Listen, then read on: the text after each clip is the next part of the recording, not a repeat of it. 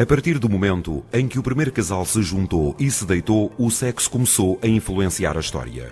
Tal como a história começou a configurar e a definir o sexo.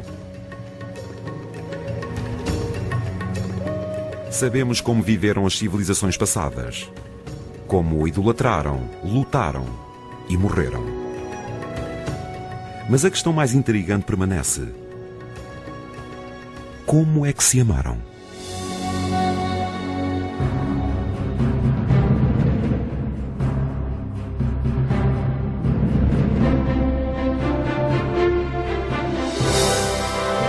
O sexo no mundo antigo.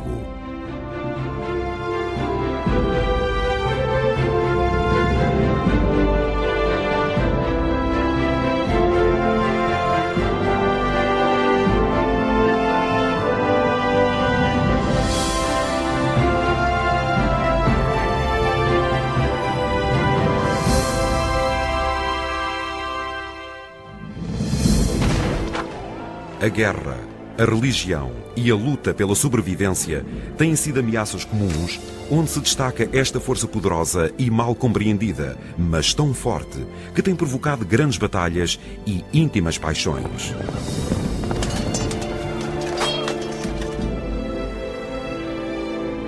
O sexo. Se quiser saber o que significa o sexo, basta olhar para a história. Através do passado, perceberá o que acontece nos dias de hoje.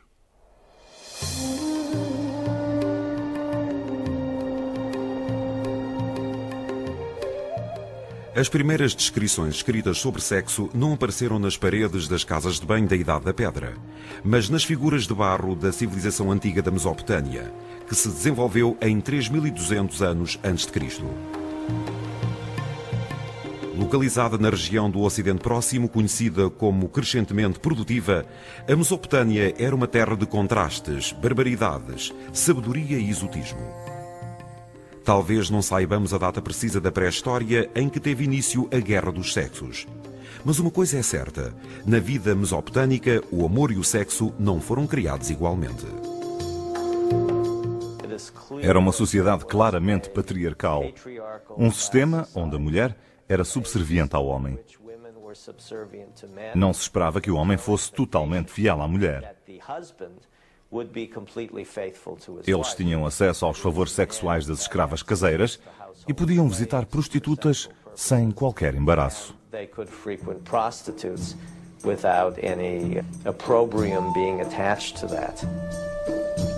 Na Mesopotâmia, o sexo marital não era uma questão moral, era uma simples combinação unilateral. De certa forma, a mulher e o seu corpo em particular, assim como a sua capacidade reprodutora, eram propriedade do homem. O adultério era considerado uma ofensa ao marido, pois privá-lo-ia da exclusividade sexual em relação à sua mulher, sendo, portanto, considerado crime. Há um caso interessante que se passou em 1600 a.C., em que o marido apanhou a sua mulher com outro homem na cama, à qual os amarrou. Assim os levou à presença dos juízes.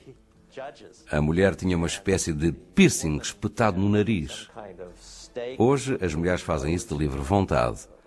Mas naquele tempo, isso era uma forma de mutilação considerada humilhante. Nem todo o sexo extramarital era proibido. De facto, o rei até tinha uma cláusula de performance no seu contrato. Pensamos que entre 2100 e 1600 a.C. era uma obrigação o rei praticar relações sexuais regularmente com uma sacerdotisa ou com qualquer outra mulher que representasse a deusa Ishtar ou Inanna, como era conhecida pelos sumérios. Isto acontecia particularmente como um sinal para assegurar um ano e um reinado de sucesso para o rei, não só em termos de fertilidade, como nas batalhas e em outras áreas também.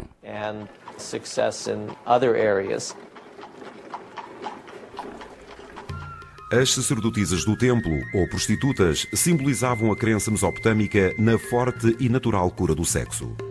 Esta medicina alternativa era usada com grande sucesso por Gilgamesh, um mito épico sumeriano. Nesta história, o herói Gilgamesh tinha que dominar Enkidu, que era uma criatura de gar grotesco. Sem entrar em combate com o adversário, Gilgamesh achou que a carne era uma arma mais poderosa do que a espada. Gilgamesh decidiu que a melhor maneira de capturar este homem selvagem seria mandar uma prostituta de Uruk que o seduziria, o que de facto aconteceu num episódio bastante sensual.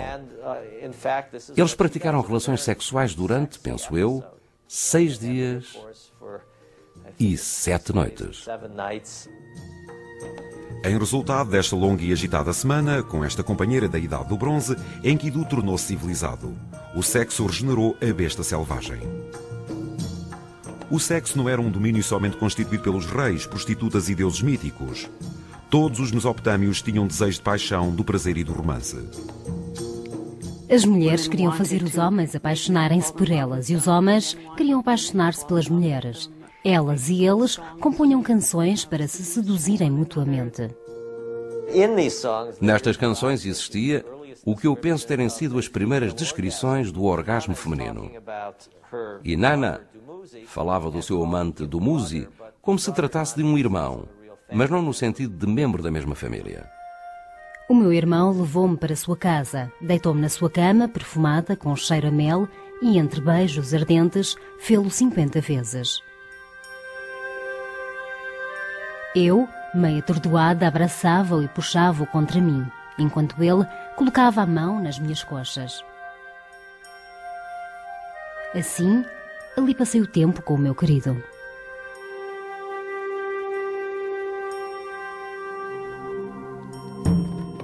Apesar de tal erotismo não ter sido esmagador, revelou, no entanto, o outro lado da sexualidade mesopotâmica. O sexo era certamente o significado da fertilidade e da procriação. Mais ainda, uma poderosa força de prazer. Uma força capaz de ajudar homens e mulheres a transcenderem os seus instintos básicos e a alcançar a cura espiritual. Os mesopotâmios não seriam os últimos a combinar os grandes poderes do espírito e da carne. As relações sexuais, o incesto e o romance no Nilo.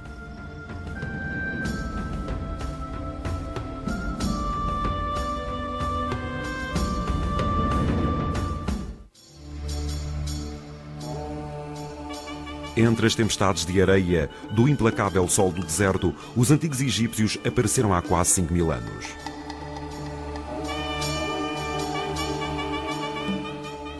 Tal como os mesopotâmios que os antecederam, eles acreditavam que a sexualidade e a espiritualidade estavam relacionadas. De facto, o caminho para a vida eterna tanto poderia ser encontrado num templo como num quarto. A sexualidade e a espiritualidade estavam presentes em quase todos os aspectos das crenças egípcias, tendo sido transmitidas desde a origem do universo.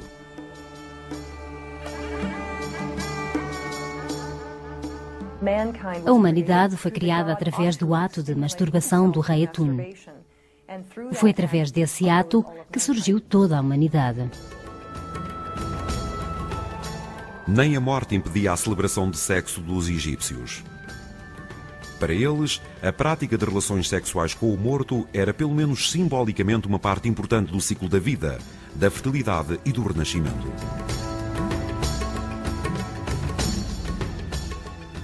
Estas crenças foram inicialmente exemplificadas na história da deusa Ísis e do seu marido, o rei Osíris. De acordo com a lenda, Osíris foi desmembrado pelo seu diabólico irmão Set, que espalhou essa parte do seu corpo por todo o Egito. Num gesto de insulto e injúria, Set atirou o pênis de Osíris no rio Nilo, onde se diz que foi engolido por um peixe. Ísis conseguiu juntar as partes do membro do seu amado marido, juntando-as novamente através daquilo que é um dos símbolos da mumificação. Nestas cenas, vemos o mumificado Osíris com o seu falo erecto na cama, com a sua esposa Ísis, na forma de pássaro ou papagaio, a descer sobre ele no ato da fecundação. Por isso, temos esta ideia atual de sensualidade e renascimento, de que através da morte podemos obter sensualidade. Estes encontros divinos não estavam reservados somente aos mortos. A maioria dos egípcios gostava de praticar sexo por divertimento, assim como para procriação. Havia uma espécie de conceito de liberdade e adolescência relacionado com a sexualidade e a sensualidade, como uma inconsequência adolescente da atual cultura. Sabemos que o romance estava patente no Antigo Egito. A nossa poesia refere-se à sensualidade das coxas, do pescoço e dos seios da mulher e compara com uma gatinha ou um pequeno ganso.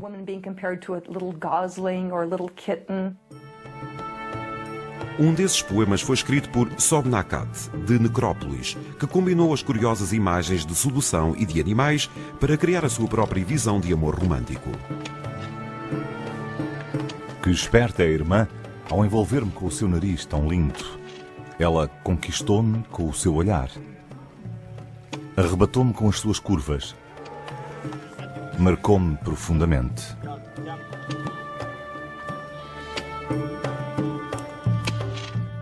Tal erotismo pode ter sido modelo para os egípcios, mas suscitou a curiosidade do recatado historiador grego Heródoto quando ele visitou o Egito no século V a.C. Ele ficou chocado com a sensualidade egípcia e com a sua influência e o sexo em toda a sua cultura. Ele afirmou que um homem que estivesse a ficar cego e que precisasse da urina de uma virgem para curar a sua cegueira não conseguiria fazê-lo, pois seria impossível encontrar uma virgem em todo o país. Heródoto provavelmente exagerou, mas havia um fator verdadeiro na sua história. Havia muito poucas proibições acerca das práticas sexuais. De facto, não existia nenhuma palavra para identificar a palavra virgem no Antigo Egito. Apesar da abertura sexual dos egípcios, eles condenavam o ato de adultério, ou como lhe chamavam, o ato de ir para outra casa. O casamento era muito importante para os egípcios. O adultério ameaçava esta base fundamental da sociedade egípcia. A mulher adúltera era literalmente atirada aos cães ou queimada. O homem também era condenado, mas talvez somente à mutilação. Se um casal tivesse a sorte de evitar o perigo latente do adultério, concentrava as suas atenções no aspecto mais importante da cultura egípcia: a procriação.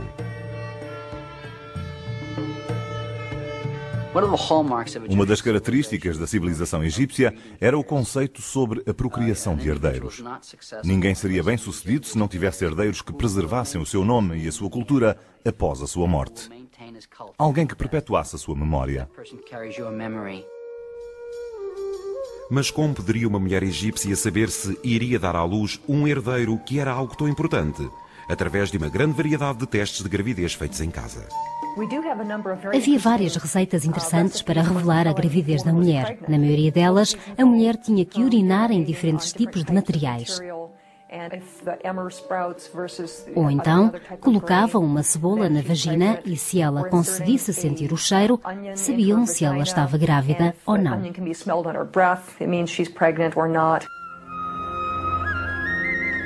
Os egípcios tinham também muitos recursos quando se tratava de contraceção. Além de esponjas feitas de papiro, utilizavam vários ingredientes como, por exemplo, mel, duchos de leite azedo, plantas de acácia e até estrume de crocodilo. Penso que algumas das coisas que usavam seriam contraceptivos.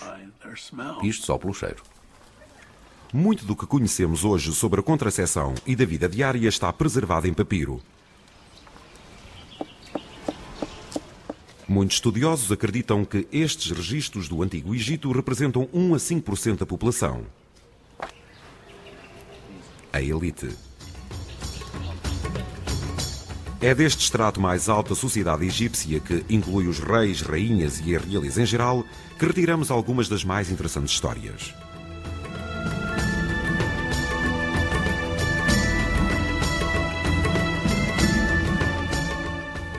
O rei Akhenaten, o enigmático líder da dinastia Amarna e sogro do rei Tut, era tido como um hermafrodita.